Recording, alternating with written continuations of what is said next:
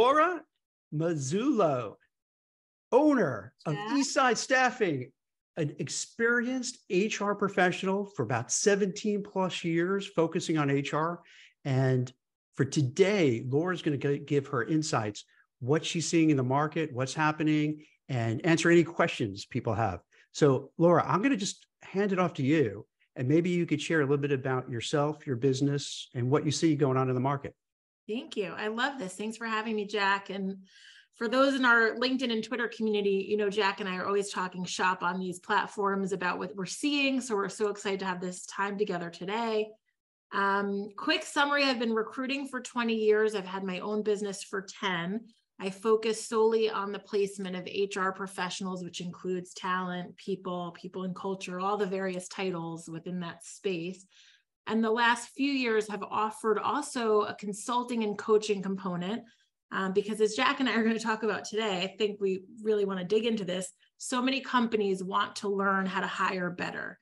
And I have found the solution isn't always just straight search. Sometimes it is, and sometimes it's a matter of helping figure out what internally needs to be tweaked. Do the TA pros need coaching? Do the hiring managers need training? Do the interviewers need training? Like, what's kind of the hot buttons that need to be improved upon? Because what we're noticing in this market is that hiring is pretty flawed.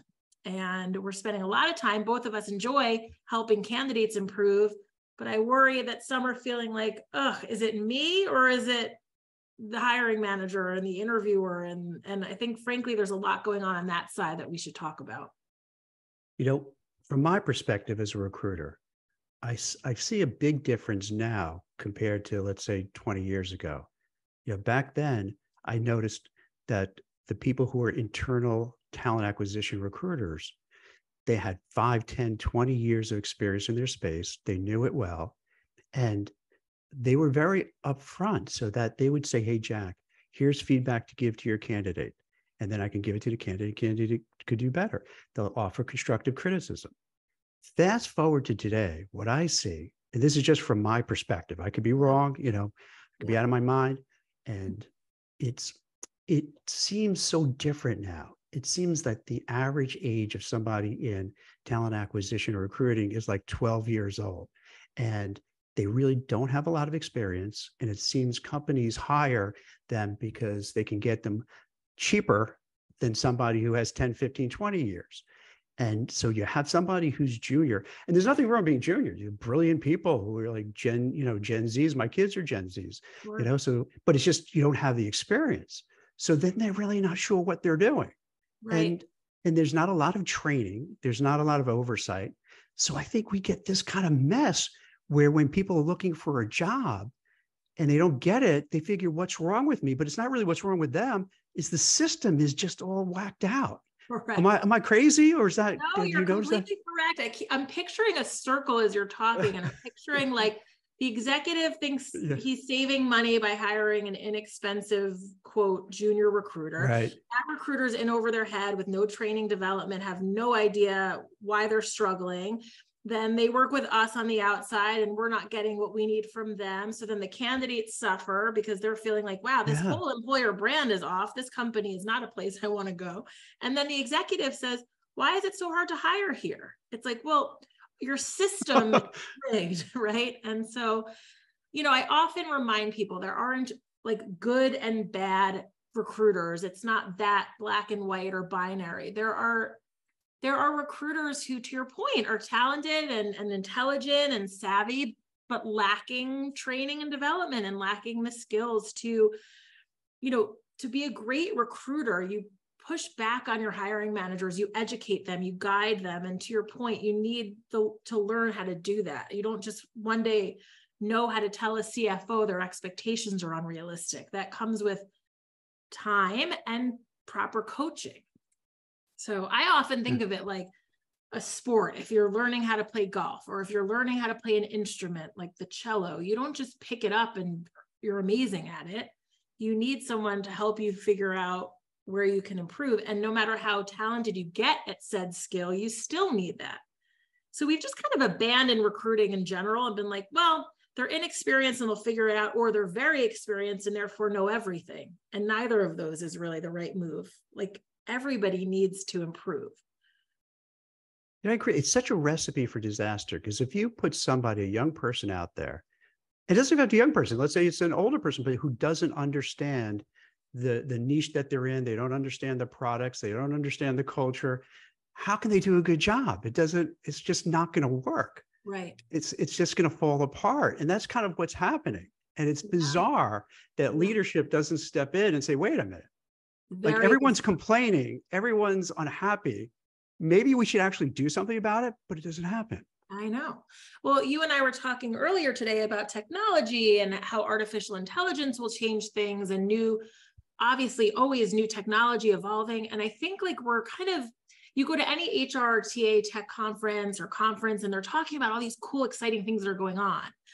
But we're actually like missing the basics, that the recruiters are struggling, whether they're inexperienced or not. I think even people with our experience who are in-house feel like, God, I'd love to improve. I'd love to like know exactly what I'm doing with technology, how I could be using data better. What are external headhunters doing that I don't know? How could I be using social media? How could I be leveraging YouTube? Like, they don't know. And instead of us investing in them and executives looking at that, they just are spending money on a million other things that are kind of like unrelated to the core fact that to hire well, you need people internally who know how. It makes a lot of basic, sense. but it's like really not happening.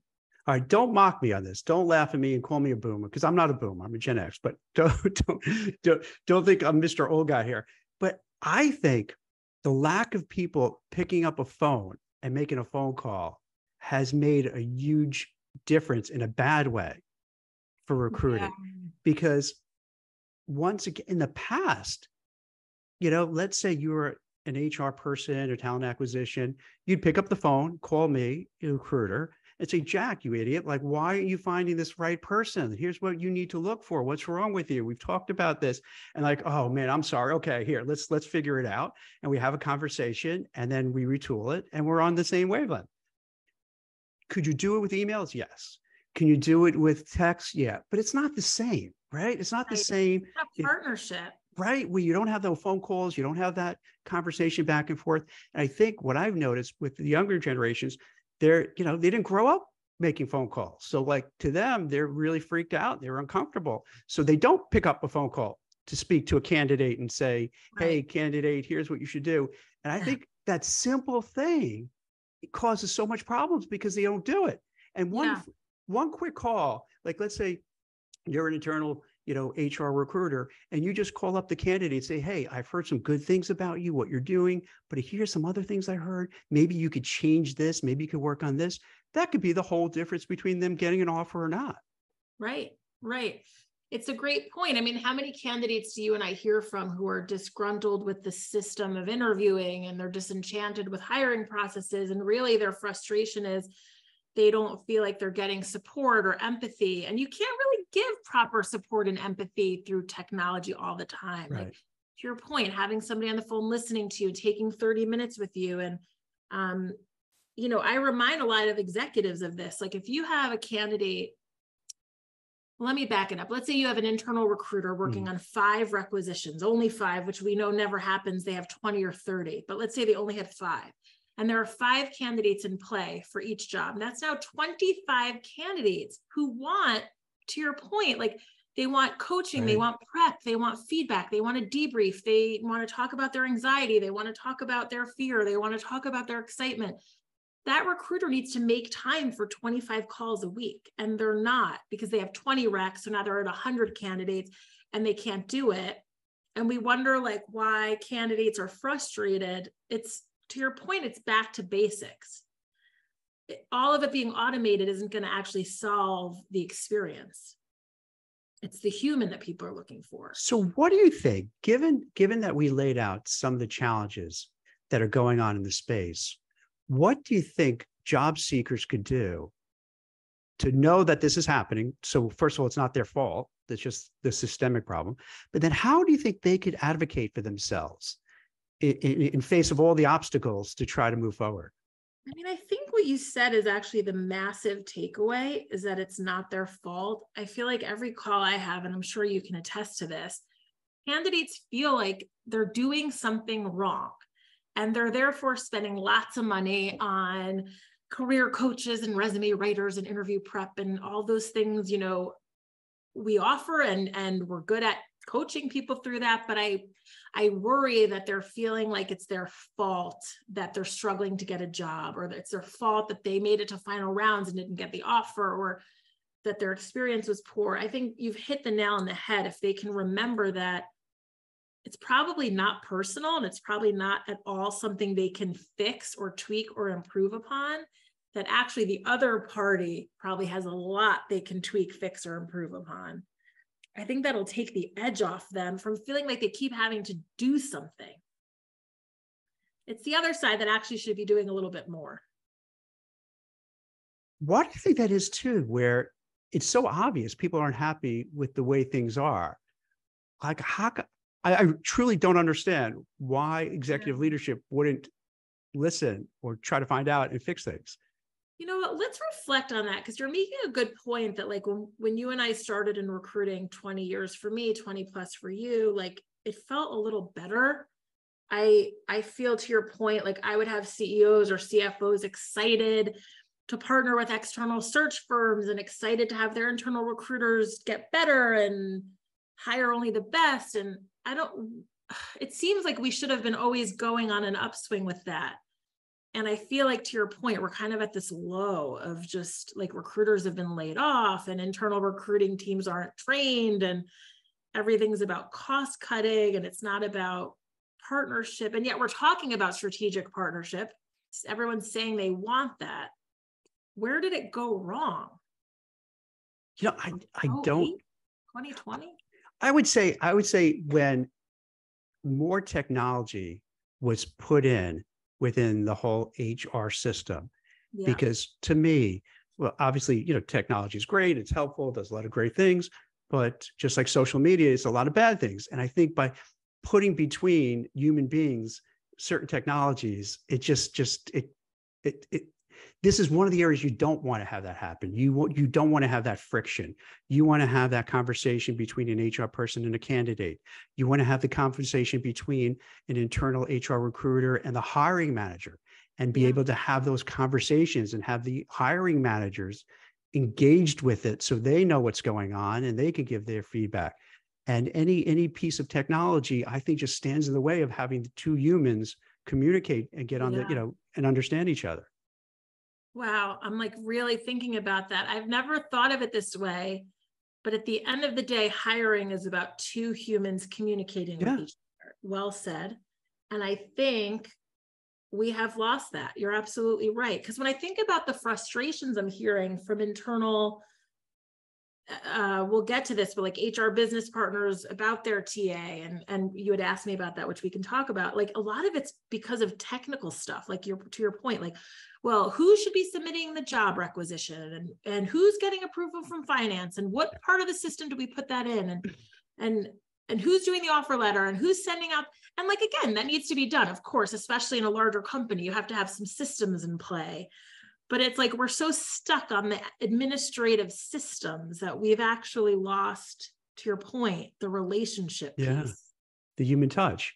Yeah. Which this human resource, like the whole thing is about that human touch. Like getting to know somebody, getting to know their personality, getting to feel for them, and vice versa. And then they feel for, who's my manager? Do I feel comfortable with her, you know, or not? Do I feel comfortable with the people I've interviewed with? And now also think about it. Most interviews now, there's no more in person. Right. Think about the benefits when you went into an office, right? Even from going to looking to the building and say, wow, this building looks awesome. This looks so cool.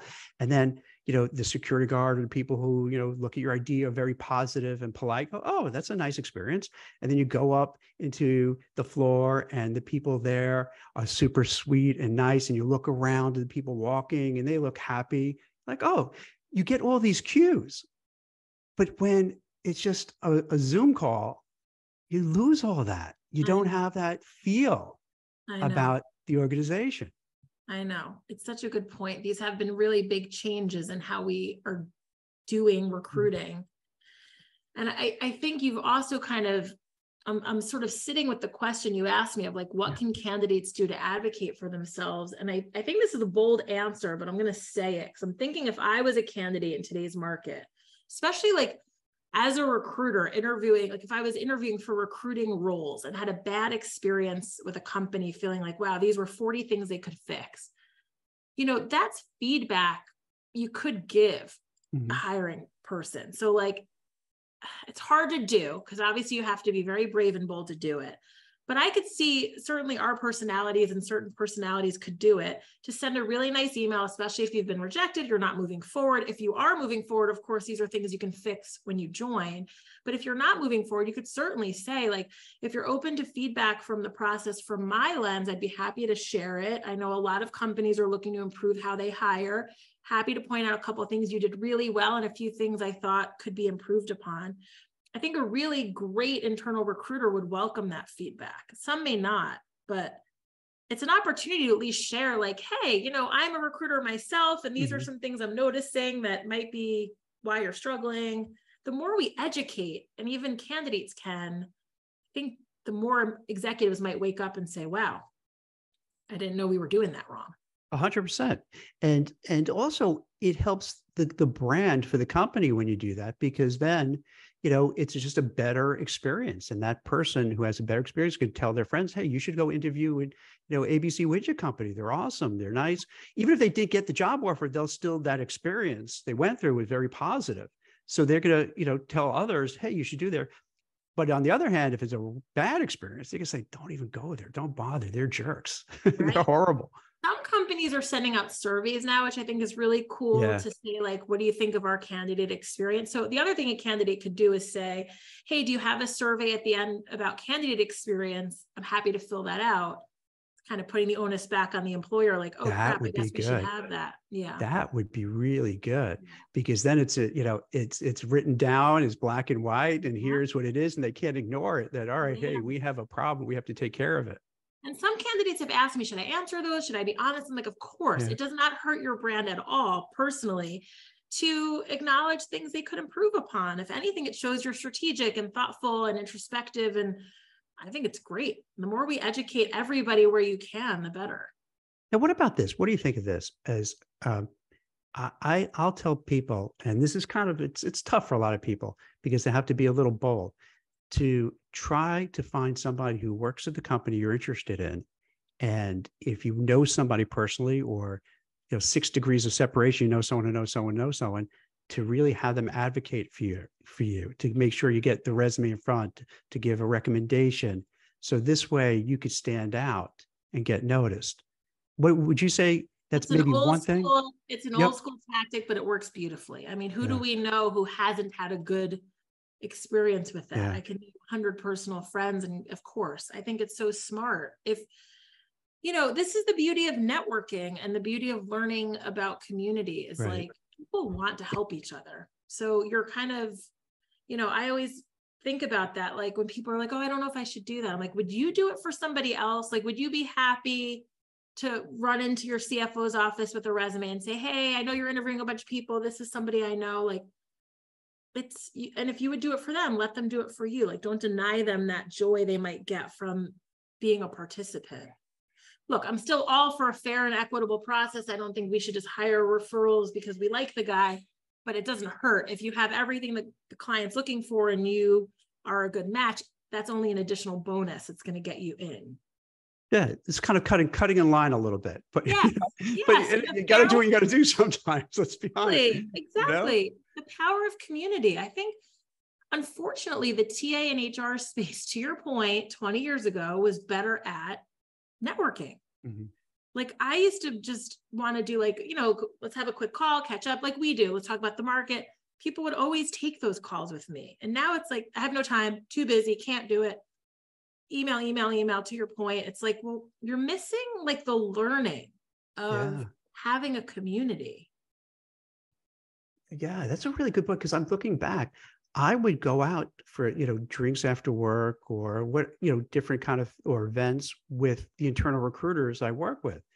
And it wasn't any funny stuff like, oh, here, I'll give you something to hire Right. people. No. But no, it was more of like, hey, let's know each other really well so we trust each other, you know? So this way they know, all right, if Jack is sending a candidate over, I know he's not going to try to shove that person down my throat, even though they're not good, because now you have a relationship that transcends, right, recruiter, internal, HR, whoever it would be, because you know each other and you have a really good connection. And then it makes it so much easier to make these things work out. So that's where the disillusion has come. And I'm going to reflect, and I want you to also, on why, but like, you've got me thinking about the word blaming. So like, I feel like now when an executive calls us for a search, it's usually first with blaming their internal recruiter. So it'll be like, I'm sure you get this, like, Laura, we need a new VP of HR and our internal recruiter, Bob, is doing a terrible job. So I need you. Like, let's blame Bob, right? And I think 10 plus years ago, it was Bob struggling. And can you partner with him? And can you two as a team get this done? Like, so instead of just like kind of knocking someone out, like we all win. We actually got there faster, as you're saying, by that, with that partnership. And then maybe we taught Bob a couple things along the way. So he was like, great, next time I may not need you. And we're like, no problem, because there's plenty of business. And like, I'd love for you to feel like you can do this without me. Go, go, go. Like, it was all kind of positive and not based in blaming. It was based in like partnership. So something shifted where now it's like external against internal, or the executive like kind of annoyed with internal TA, and it's negative. That's what I'm not loving. It's for the audience watching now, and when you watch it and repeat, it's a little inside baseball, because there's this, as Laura is saying, there's this like conflict where somebody who's a recruiter, internal recruiter at a company, they want to be the one to place people because it makes them look good. It's positive. That's how they can advance. But at times, for whatever reason, they can't find that right person. They have to go out to a recruiter or recruiting firm like me. Then you get, I got to tell you, you want it from my side? This is what happens, Laura. Like from my side, of course. And you probably see this. It's like this weird feeling, because you could tell, oh my God, sometimes it's so uncomfortable. Because they're annoyed to have to call you. They're so annoyed. They're so, like, you could see we were in a Zoom call. Again, we're not in person. So you see a Zoom call and you could see their facial expression. They're so angry that they're, using me and my company to help recruit, because like, we could do it. Why are you going out to him? And it's so tense. It's so. But I don't remember it. No, I get it too, because think about it. I'm external it's like I got the triple whammy of the internal recruiter is having trouble filling a role on their team or for their HR leader. Right. It's like they should be able to do it for their own. But that's old school thinking too, because it's like, of course, we all need help and we all should receive help, and you're not a failure. But yeah, that's the part that I don't remember it as much back in the day. I think that part has gotten worse. It is. It could be too, because like I'll see resumes from HR people and say, I saved the company X amount of dollars by cutting out recruiters. So they use that as, not everybody, but like I see it enough that they're using that as a way to say, look how great I am. I didn't need those jerky recruiters, as opposed to saying maybe, hey, once in a while. It's like, for instance, because we do such a niche thing as compliance and risk and audit and AML on Wall Street. It's so niche. So a lot of times they will come out to us because like a lot of people don't have that specific knowledge of that space, because they couldn't care less about that space. So they don't know, because it is a boring kind of space. So this way they will reach out, because like, all right, these guys know it. We don't know it. Let them do the heavy lifting here. Yeah. There are so many reasons they may need external support, and none of them are really negative. I think that it's just like, yeah, we've gotten against this like internal versus external, and the executives blaming their internal team or us or someone's to blame. Yeah. And I think we need to return to a place or go to a new place that's just very positive and sort of like we're all in it to win. We all want to fill this role. We all want you to hire better. We all want a candidate to have a good experience. We all have that shared goal. We all have a part to play together. None of us, well, certainly you and I don't have an ego in it. Like, it's like, I'm happy to have the internal recruiter look good and vice versa. Like, this isn't about who's winning. We're all in it. So the team analogy is so perfect. Exactly. We're all on the same team. All right. How about this, Laura? This concept? My framework of what I see going on for the last couple of years is here in the US is that we've all lost our minds. We're like, everyone is out of control. Everyone is angry. Everyone is bitter. Obviously not everyone, but, I'm generalizing. Yeah. Everyone's angry. Everyone's stressed. Everyone's pressured. There's, high inflation, interest rates are high on mortgages. So if you want to start a family, get a house, it's so hard to afford a house. People are maxing out their credit cards. They're dipping into their 401k just to get through, the day and do whatever they want to do. And so we have this very angsty, angry, kind of, world we're in. And it's not just on social media, it's in real life. And then also now it's in these companies where people are just like walking around bitter, angry, frustrated, nervous, especially when you see layoffs after layoffs after layoffs. How can you not be all freaked out all the time? So I think everyone's just like tense. Does that make sense? Or am I crazy? Like, let's just. You're totally right. And actually, I was just thinking the other day, somebody said to me, I think we're all in a state of collective fatigue. Hell yeah. And I thought, oh, absolutely. We are, Absolutely. Fatigue, exhaustion, burnout, anger, frustration, worry, afraid of the future for yourself, for your kids. It makes so much sense because you have executives saying we want more strategic talent. We want all the people, I'm sure in your space and in my space, we want to hire thoughtful, strategic, creative, innovative people who come with new ideas and bring them to fruition. And yet you talk to everyone, they're like, I don't have it in me to build anything. I'm just so tired. Yes, exactly. And it's all over. So then if you put it together, that's what ends up happening too. So if, let's say, you're interviewing and your interviewer comes across abrupt or a little jerky, because who knows what they're going through? Maybe their spouse just lost their job. Maybe their kid who graduated college can't find a job. You know what I mean? So it's like, totally. It's that stress. Well, and I think that reminder for candidates, if anyone watching this is currently job seeking, like, to actually remember to have empathy for your interviewers is very important, because Jack's making an exceptional point that, that we do not know what that person's dealing with on their other end. To your point, I mean, interest rates are almost 8% on a new house. Grocery bills are insane. Gas is insane wherever you live. It's crazy. So and you could be dealing with somebody whose half their team was just laid off and now they're recruiting 40 open roles and they're so tired. I'm glad you brought it up. Can you expand on it? Because that's what's happening. And I think that's another big issue that people aren't aware of. Can you talk about that? That's like for HR, for DEI, for recruiting, these areas are the first ones that were crushed.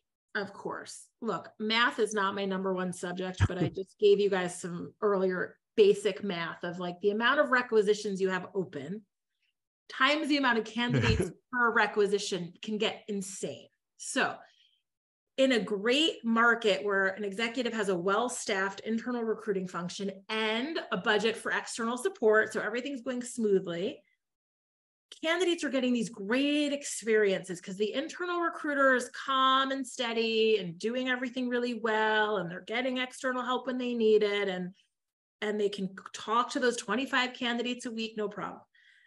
Then you have, now we've seen in the last 9 months, here we are in September of 23. So starting in January, we've seen a lot of layoffs, specifically in HR and TA, because still many executives see that as a non-revenue generating function and blah, blah, blah, don't see the value. Topic for another day. But those teams might have gone from 20 internal recruiters to 5, or 5 internal recruiters to 2. And so now you have those 2 remaining people with all of the requisitions their colleagues would have handled. And they're massively overwhelmed. And because as we were saying earlier, they've never been trained on how to be confident, how to push back, how to educate execs. They're not going to their CEO to say, this is unsustainable. They're just kind of suffering and taking it. So it's trickling to candidates.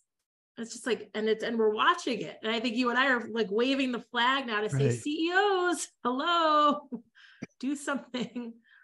Yeah, it makes sense because, first thing they do when things are bad, cut recruiters, cut HR, cut DEI, and those kind of stuff. And then with less people working, you have more, as Laura was saying, more stuff to do. And after a while, how much can you do it before you just burn out? And then candidates notice it, and then it just doesn't go well. And it's just this downward spiral. One of the, I've been coaching internal recruiters as another service offering of mine. And one of the main things I've noticed, whether a recruiter has a year experience, 20 years experience, the hardest thing for them to do collectively is to go to somebody at the C-suite and to tell them what isn't working. Like they'll say to me, I'm terrified to go tell our CFO, we need to hire 3 more people on my team. And I always say to them, okay, you are doing that CFO a disservice because he or she wants and needs to know that information. I have never met, and I'm sure you haven't either, I have never met a CEO who doesn't want to know what's going wrong. They want to know. They are actually embarrassed and annoyed when they find out later how bad something was. So this is what I'm trying to help internal teams with, is like, it is your job, frankly, to go to that executive and say it and show the data and show the facts. And I don't know if it's something you and I just learned externally or we're just more confident business people. To me, that's like a no-brainer. You have to do that, but it's such a skill that hasn't been honed in-house. It's upsetting to me because I think there are a lot of companies who'd be happy to find solutions. They just really weren't aware even of the ramifications of said layoffs, and maybe didn't talk to their leaders before they did the layoffs. Like that would have been helpful too. Talk to certain teams. And look, I know a lot of recruiting leaders who were able to not go through layoffs because they went to their C-suite and said, do not lay off on my team. These will be the ramifications that affect the entire company. And they kind of protected a couple of jobs that way. So it's like a big deal to have those conversations. And back to your point, but you have to do it with words and in a conversation, not on an email. Yeah, because you have those conversations, and you're right. They want to know what's happening and correct it, because this doesn't do any good for them if everyone's miserable and unhappy and you're not getting that top talent. So it's their best interest. Yeah. And if a CEO really understands, like, oh, wait a minute, we have such an understaffed internal recruiting team. They're not giving candidates a good experience. Those candidates are telling all their friends how shitty we are. Then we're literally negatively impacting our employer brand. It's that strong of an impact. Of course, they need to know that. And I think they do make change when they kind of conceptualize it.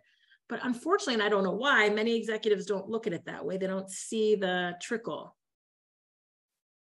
It's a strange thing. There's something else that I've noticed a big change. I don't know if you see this as well. It used to be where you would interview maybe the HR person, the hiring manager, maybe 1 or 2 other people.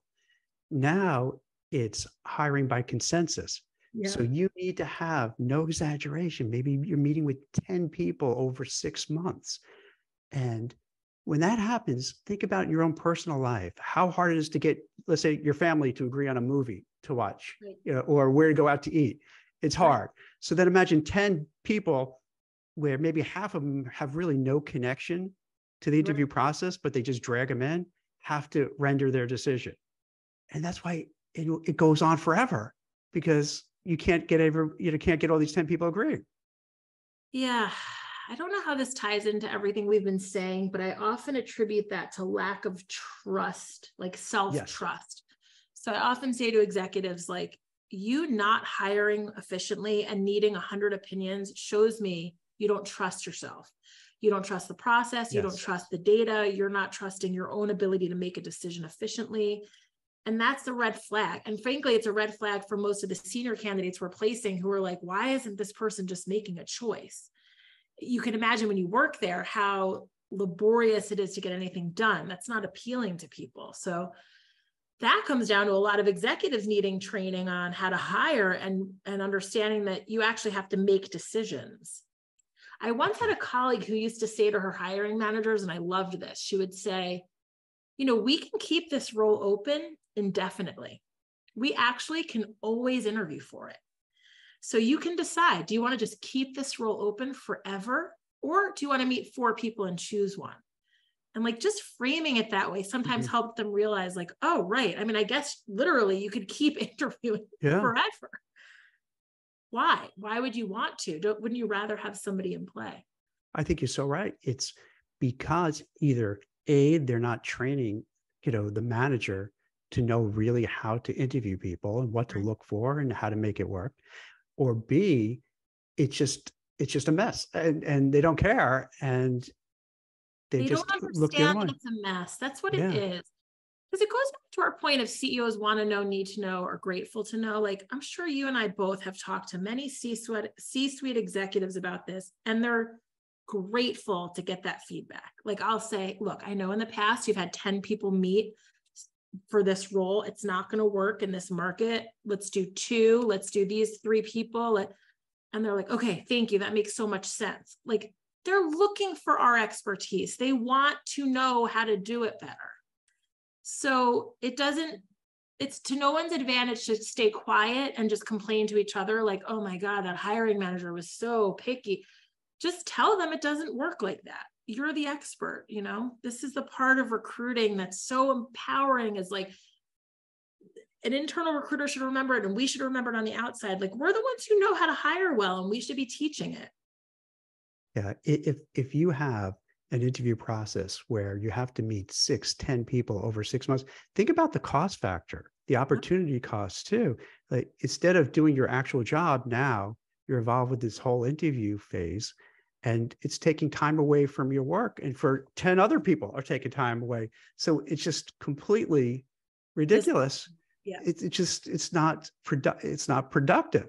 No. Whereas if they were trained, and this is, I think, another, I haven't noticed, and maybe it exists, but I haven't noticed, where they actually train, let's say, hiring managers to know what to look for, what to do, and to be good at doing the interview process and be confident. Because then if you're confident, you don't need it to go on forever. You can be confident, like, hey, I trust that Laura's good for the job, and here's why, and we're going to make her the offer. Boom. Exactly. That's it, We've lost that. And I think your point of technology is good. I think we've overcomplicated things. I think people are overthinking it. I think we've thrown the word strategy around so much that they feel like they have to do this bigger, better thing. And it's like, sometimes it's back to the basics. You can still be using data and logic and equity and all of those pieces, but you could do it quickly, So I think what we're coming across is that, now I know people who are listening go, boy, you're just having a bitch fest, Jack. You're a complainer.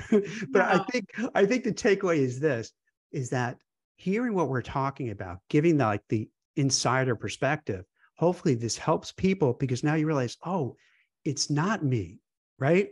Right? It's not, this is like the systemic problem. It's not complaining, right? Light, we're showing them what's going on inside. Yeah, they're feeling lonely on the outside. Oh my gosh, I'm a job seeker. It's so hard.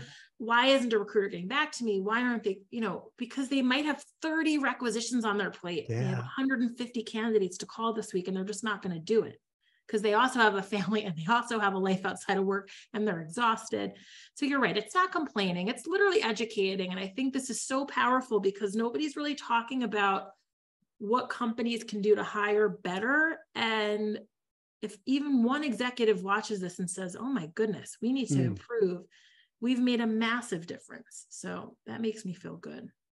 And I think it's going to happen, because I think, enough people will, and it's not easy for you and I to say this, because, I could easily get a lot of hates, because people may misinterpret what I'm trying to say by just giving my thought process, what I'm saying, and say, wow, you're a jerk. Why? But by hearing this, and enough people will stand up and talk and advocate for themselves, it'll change and it'll make it better, because then it'll go upstream and they'll realize, I didn't know for the leadership that this was really happening. Let's let's make a change. And then for job seekers, their lives would be so much better. Oh yeah. And I appreciate your vulnerability of saying, gosh, what if we're seen as a jerk for shedding light? This is exactly what internal recruiters come back to me with when they have to go push back to their executives. They always say to me, Laura, what if they think I'm a jerk that I have to tell them what they did wrong? And I'm like, they won't. They will be so grateful that you highlighted an area of which they could improve. And it just takes that reminder. We're not showing anybody something that's like mean. We're showing people areas they can improve upon. And that's such a gift because we know we can see what they're doing wrong. And yeah, I think candidates can remember it's not them. And I think employers can remember, gosh, hiring is a skill and maybe we should actually work on how to do it better. Now, this is not a fair question for me to ask because you don't have a crystal ball, but what do you think moving forward, going towards the end of the year, because it's so crazy. We're like, 3 months till like the holidays, 2.5 months, right? Till like Thanksgiving and the holidays. From there to 2024, which is, wow, weird to say. What do you think? Do you think we'll still be in this kind of place, or you think things will be better or worse? Do you have any sense? I mean, I'm hoping that 24 is going to be a booming year. I remember during 2020, all the economists said, by 24, it'll be the roaring 20s. It'll be everything back to normal and booming and exciting. And I've always kind of held that as the year that just everything is good. So I'm hopeful about that. I think that we normally see improvements quarter to quarter in recruiting. Like, okay, Q1, there were a lot of layoffs. Q2 will be a big difference. This year was kind of a steady, just mediocre year for most people. So my expectation is probably Q4 might be a slight improvement, but not something booming. And then maybe with a new budget for 24, executives kind of have that blank canvas where they could say, okay, let's hire, let's build a sales team, let's go, let's make money again. I think that people are really ready for that. That's good. I think that's going to make a lot of people happy because they want to see a turnaround, and that'd be very positive. Any questions that I didn't ask, Laura, that you'd like to share with the audience?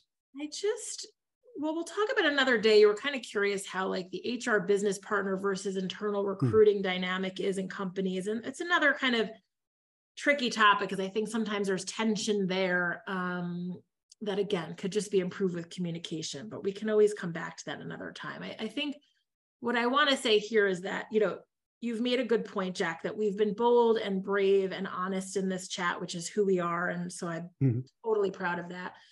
But I think people will know that we're also positive and optimistic and generous in spirit. So everything we're saying is not a critique, but rather guidance and education. And that I'm very proud of. And I hope people know that our intention is not just to say like, shame on you, but actually I see a few things you can fix and I'd love for you to fix it. You put that in a great way. That's perfect. That's a perfect way of framing it. Thank you. Yeah, absolutely.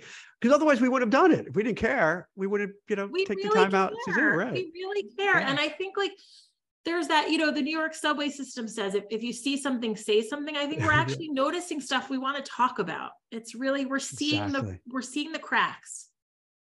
Well, I really appreciate you taking your time, from your business. And this is great. For people who want to find you, where can they track you down?